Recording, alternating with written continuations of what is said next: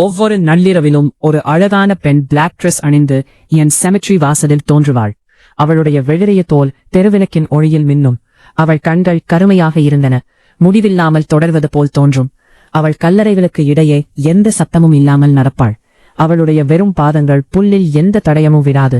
அவள் இறந்தவர்களின் பெயர்களை காதலர்கள் மட்டுமே பதிரும் மென்மையோடு தொடுவாள். அவள் எனக்கு தனிமை எப்படி இருக்கும் என்பது தெரியும் என்று சொன்னாள். யாரோ ஒருவருக்காக காத்திருந்துதான் இறந்துவிட்டதாக சொன்னாள். அவள் எனக்கு ஒரு ஒப்பந்தம் வைத்தாள். ஒரு இரவு துணை, ஒரு முத்தம். நான் இனி இருளுக்கு பயப்பட மாட்டேன். நான் முட்டாள்தனமாகவும் இளமையாகவும் இருந்து ஒப்புக்கொண்டேன். அவள் எடுக்க ஒவ்வொரு முத்தமும் யாரோ ஒருவரின் வாழ்க்கையிலிருந்து ஒரு வருடத்தை எடுத்துக்கொள்ளும் என்பது எனக்கு தெரியவில்லை. நான் அவளை எதிர்கொண்ட போது அவள் கண்கள் முழுவதுமா கருப்பா மாறிடுச்சு.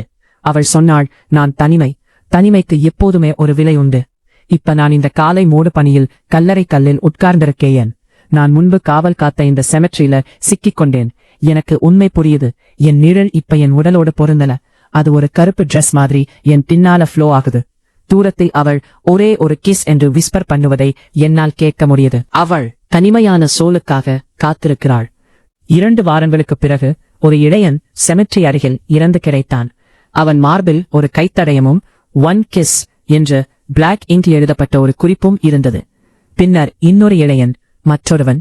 ஒவ்வொருவரும் இளமையாகவும் தனியாகவும் இருந்தனர். ஒவ்வொருவரிடமும் அந்த அடியாள், அதே மோதிரம் மற்றும் அதே குளிர்ந்த அமைதி இருந்தது.